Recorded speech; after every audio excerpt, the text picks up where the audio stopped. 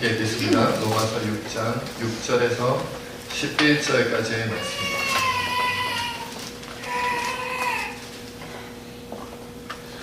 우리가 알거니와 우리의 옛사람이 예수와 함께 십자가에 못 박힌 것은 죄의 몸이 죽어 다시는 우리가 죄에게 종노릇하지 아니하려 함이니 우리는 죽은 자가 죄에서 벗어나 의로다 하심을 얻었습니다. 만일 우리가 그리스도와 함께 죽었으면 또한 그와 함께 살 줄을 믿노니 우리는 그리스도께서 죽은 자 가운데서 살아나셨으며 다시 죽지 아니하시고 사망이 다시 그를 추락하지 못할 줄을 알미로라. 그가 죽으심은 죄에 대하여 단번에 죽으심이요 그가 살아계심은 하나님께 대하여 살아계심이니 우리와 같이 너희도 너희 자신을 죄에 대하여는 죽은 자요 그리스도 예수 안에서 하나님께 대하여는 살아있는 자로 여길지어다. 아멘.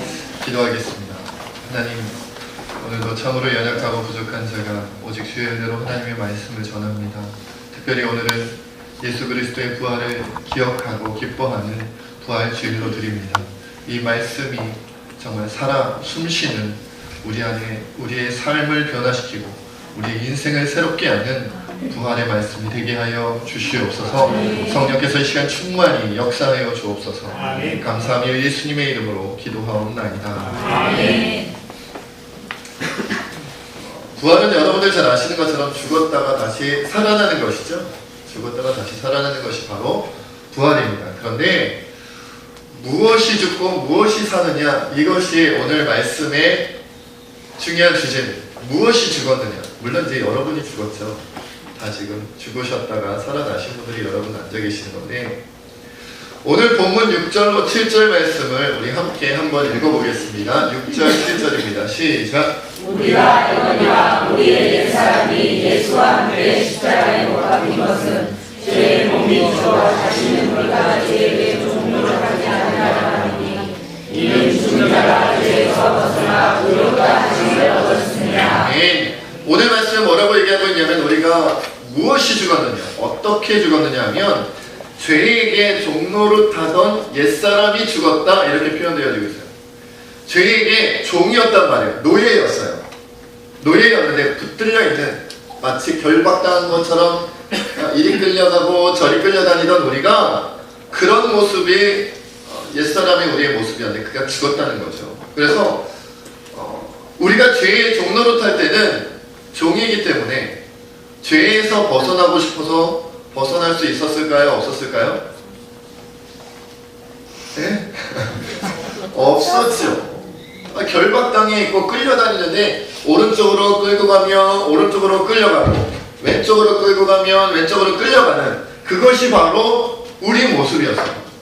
벗어나고 싶다고 벗어날 수도 없고, 그렇죠? 설령 심지어는 난 죄의 종노릇하기가 싫으니 목숨을 끊어야겠다 해서 목숨을 끊으면 죄에서 벗어나나요? 아니요. 영원히 지옥불에 떨어져 고통받음으로 여전히 죄와 사망의 권세에서 벗어날 수 없어요. 그러니까 영원히 벗어날 수 없었어요. 영원히 어떠한 수단과 방법을 가지고 있더라도 벗어날 수가 없었어요. 그런데 이제는 달라졌습니다. 죄로부터 우리가 노예 해방이 되었어요. 왜냐하면 죄의 종노릇하던 우리가 옛사람과 함께 죽었기 때문에 그렇다는 거죠.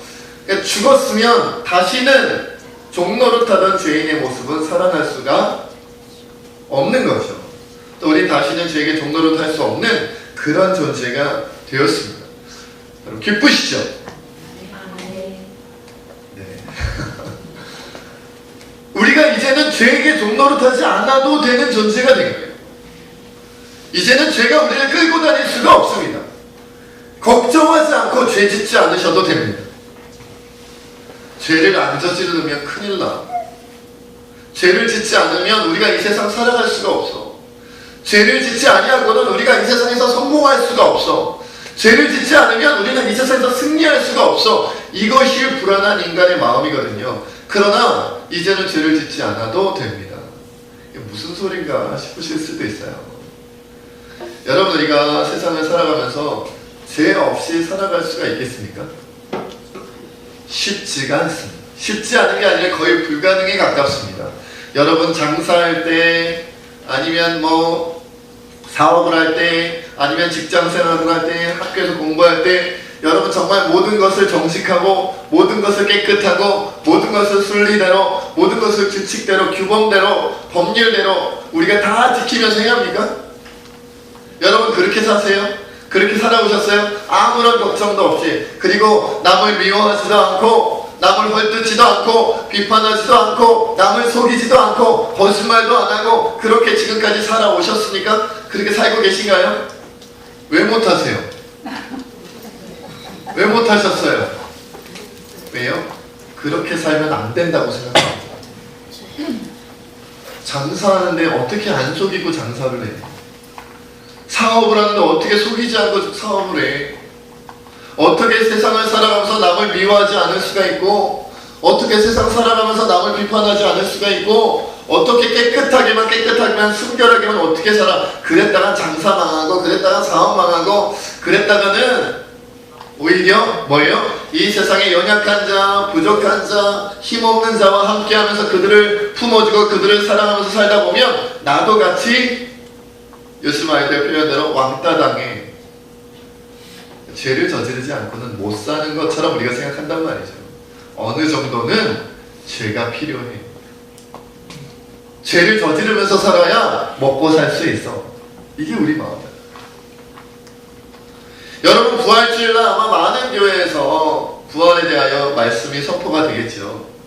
주로 어떤 말씀이 저도 예전에 그런 말씀을 많이 선포했고 어떤 말씀을 저도 많이 들었냐면 이제 부활이 왔으니 십자가의 고난의 죽음에 지나가고 이제 부활이 왔으니까 여러분들의 인생은 활짝 꽃필 것입니다. 이런 말씀들을 많이 들으셨죠.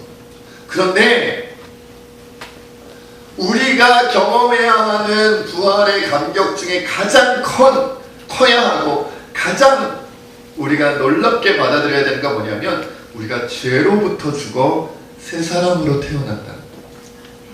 그게 가장 큰 거예요. 죽지 않고 부활은 있을 수가 없잖아요. 그렇죠?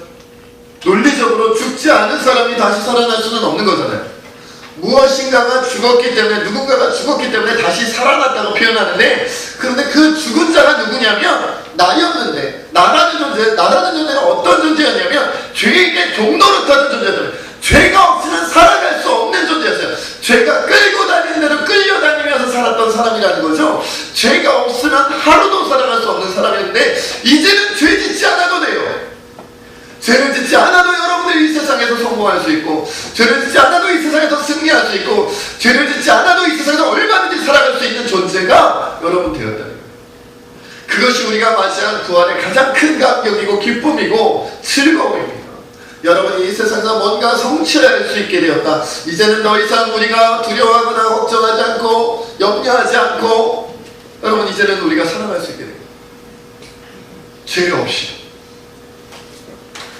그런데 예수님을 믿고 살아가는 우리가 더 이상 죄에게 끌려다녀서는 안 되고 더 이상 죄의 종노릇해서는 안 되는데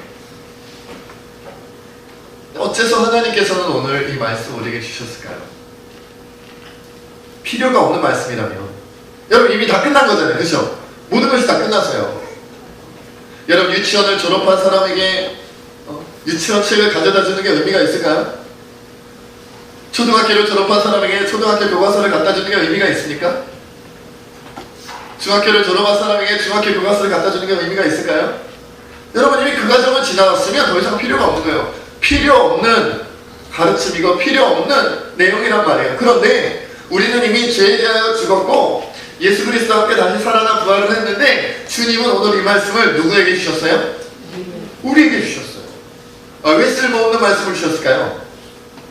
왜 필요도 없는 말씀을 주셨을까요? 나하고는 아무 상관이 없는 말씀인데 난 이미 죄에 대하여 죽었고 나는 이제 하나님의 의로운 사람으로 부활되어 이제 다시 살아났는데 어째서 이 말씀을 우리에게 주셨냐 말이죠.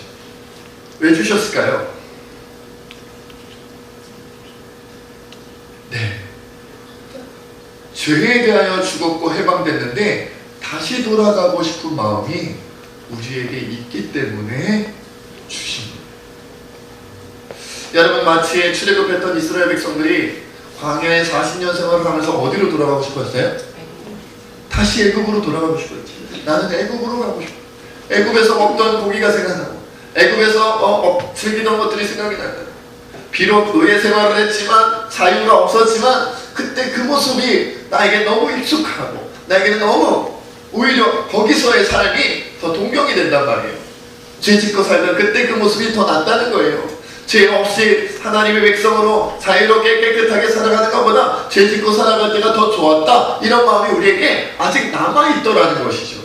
죄의 습성, 죄를 좋아하던 그 마음이 아직도 나에게 남아있어요. 나는 부활했는데 죄로부터 완전히 단절됐는데 나의 죄 종노릇하던 모습은 끝났는데 여전히 끌리더라는 거죠. 죄가 보였을 때, 죄가 유혹했을 때 여전히 그 죄가 내 마음에 드는 거예요. 더 재밌어요. 마치 몸에 좋은 음식보다 뭐가 더 맛있어요? 불량식품이 더 맛있어요. 가끔 우리 아동부 애들이 딱 봐도 별로 몸에 좋아 보이지 않는 것들을 이렇게 들고 다니면 제가 꼭 먹고 싶어요. 얼마나 맛있어 보이죠. 여러분, 몸에 좋은 것은 입에 쓰다 그랬죠. 몸에 좋지 않은 것은 입에 달다 그랬어요. 죄는 입에 달단 말이에요. 오늘 정말 의로운 것, 하나님의 뜻 가운데 살아가는 것, 이것은 입에 써요. 몸에는 좋은데, 우리 영에는 좋은데, 우리의 신앙에는 좋은데, 우리의 영원한 생명에는 좋은데 당장 우리 몸에는 쓰고 맛없게 느껴져요. 오히려 죄는 달콤하고 맛있고 재미있고 즐겁단 말이죠. 그러니까 그쪽으로 자꾸 끌려가는 거예요. 나는 이미 벗어났는데 다시 가고 싶은 거예요.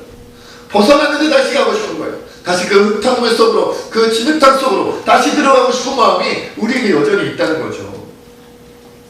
그러나 여러분 생각해 보십시오. 여러분, 제가 여러분에게, 아니면 어떤 사람이 여러분에게 제안을 한다고 생각해 보세요. 은찬에게, 하민이에게, 나를 빤히 쳐다보면 수연이에게 얘야, 여러분들에게 얘기하는 거죠. 여러분, 제가 여러분들에게 제 전 재산을 다 주겠습니다. 그리고 이 세상에 금은보화를 가득가득 여러분들에게 드리겠습니다. 그러니 여러분 무덤으로 들어가십시오. 그러면 그 무덤을 금은보화로 장식해드리겠습니다. 그 앞엔 대리석을 깔아드리겠습니다. 라고 제가 여러분들에게 제안을 한다면, 여러분 그 금은보화가 탐나고 그 놀라운 전재산이 탐나서 여러분 무덤으로 제발로 걸어 들어가실 분이 계실까요? 이야, 우리 목사님께서 나에게 돈을 주신대, 이야, 금은보화를 주신대, 그러니까 나는 무덤으로 가야겠다, 무덤에 들어가야 된다더라. 그리고 같이 들어가실 분이 있으실까요? 아무도 없겠죠. 여러분, 금은보화를 준다 한들, 수많은 돈을 준다 한들 죽어버린다면 무슨 의미가 있어요? 그렇죠? 아무 의미가 없는 거예요. 그런데 지금 우리가 그러고 있다는 것이죠.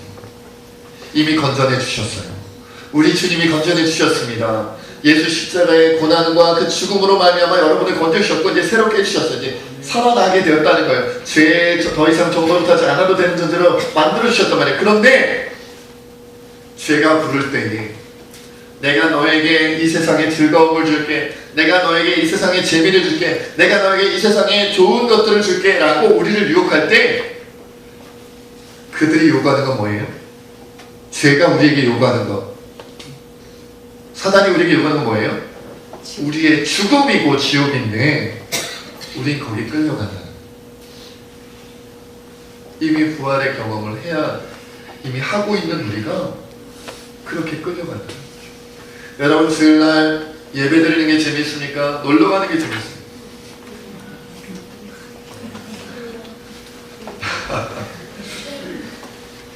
놀러 가는 게 재밌습니다.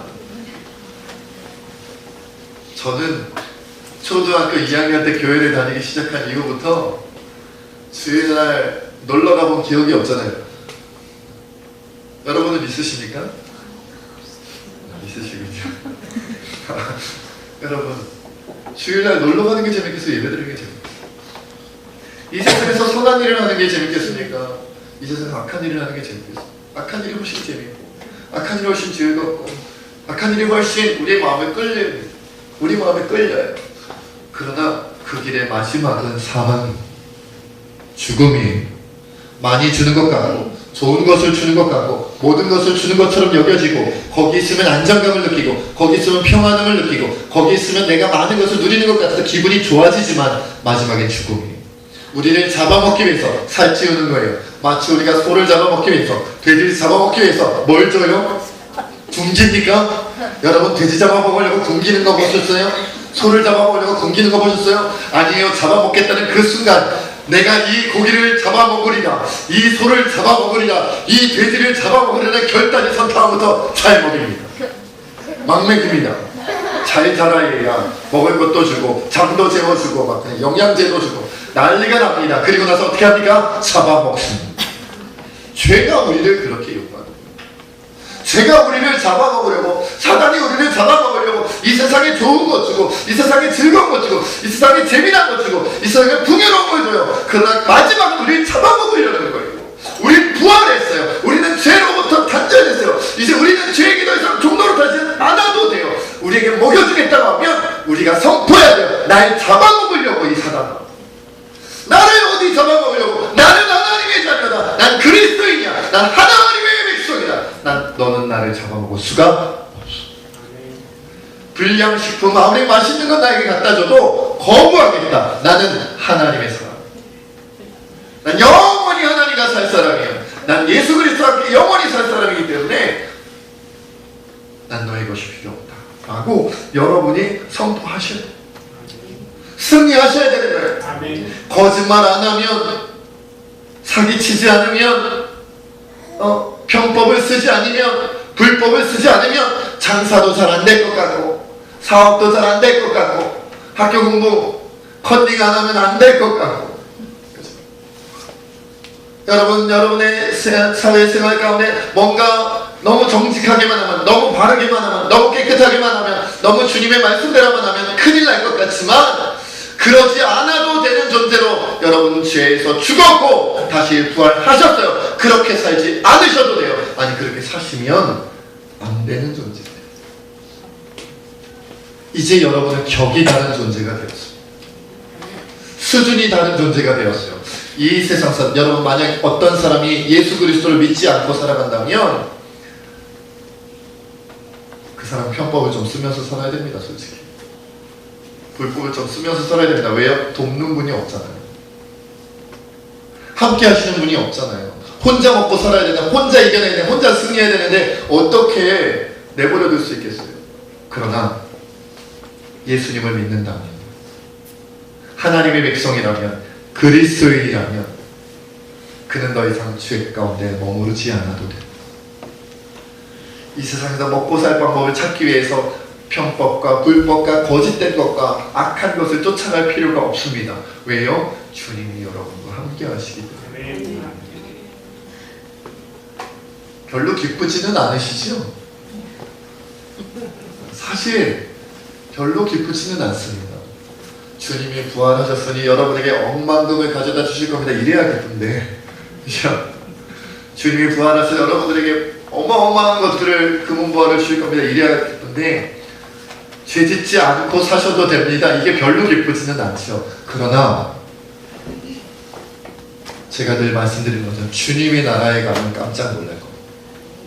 내가 죄 짓지 않고도 살았던 그 인생이 나에게 어떤 결과물을 주는지, 내가 죄 짓지 않고 살았던 나의 평생이 주님의 나라에서 어떤 상급과 면류관으로 보상받는지, 그것을 저 주님의 나라에서 여러분들이 체험한다면 깜짝 놀랍니다.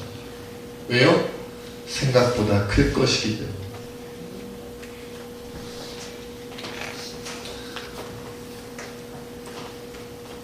어렸을 때 저에게는 이렇게 막 1,000원짜리 장난감 같은 거, 2,000원짜리 장난감 같은 거 이렇게 막 조립하면서 이렇게 하는 장난감 만드는 걸 제가 참 좋아했어요.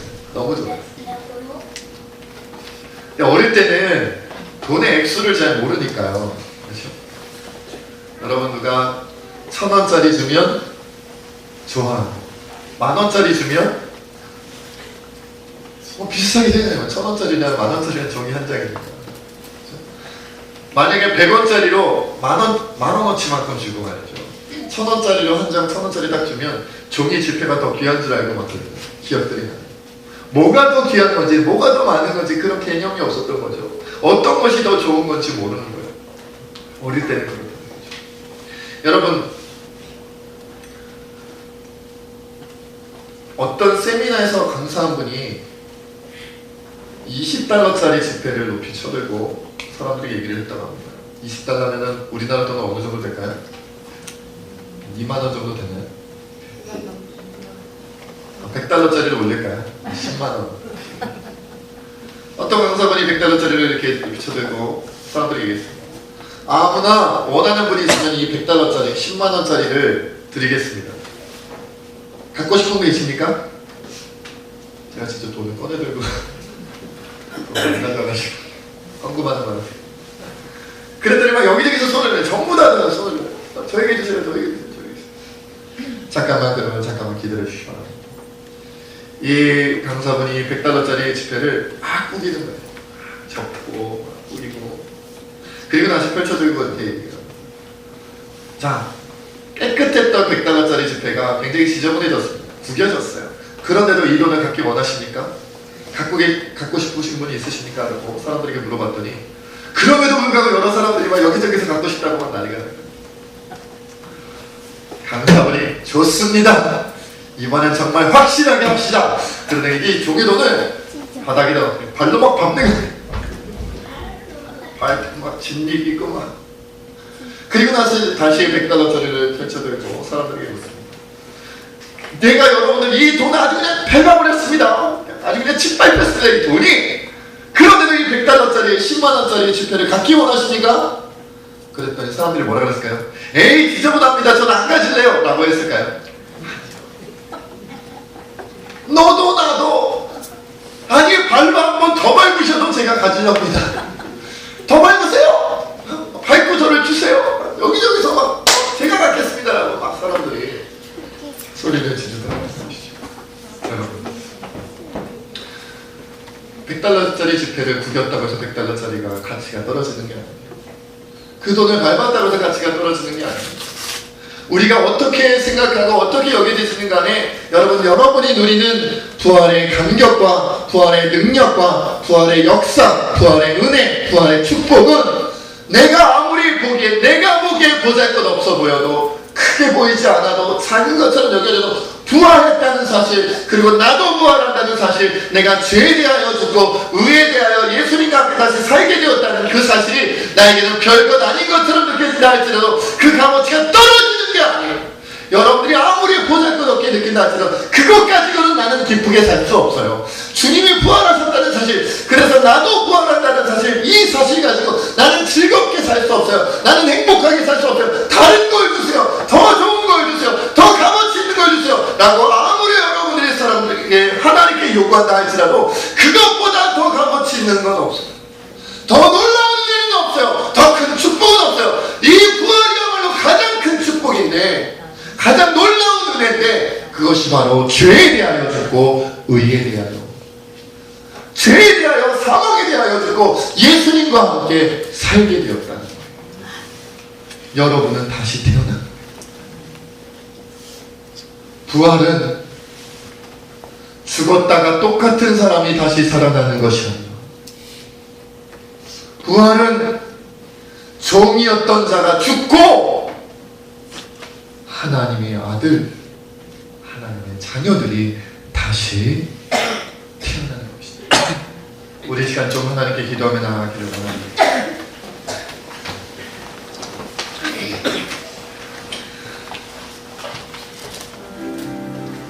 우리가 정말로 기뻐해야 할 것들을 기뻐하고, 우리가 정말로 즐거워해야 할 것들을 즐거워하고, 우리가 정말로 감사해야 할 것들을 감사해야 할 줄 알고,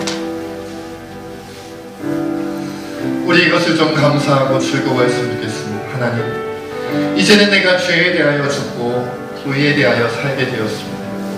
이제 다시는 죄를 짓지 않고 살아도 되는 존재가 되었습니다. 하나님, 이것을 감사하게 하시고, 예수님과 함께 죽었다가 예수님과 함께 다시 태어났으니 예수님과 동행하며 살아가는 우리가 될 수 있게 달라고, 부활의 감격으로 살아갈 수 있게 달라고, 이 시간 함께 하나님 앞에 기도하며 나아가기를 원합니다. 함께 기도하겠습니다.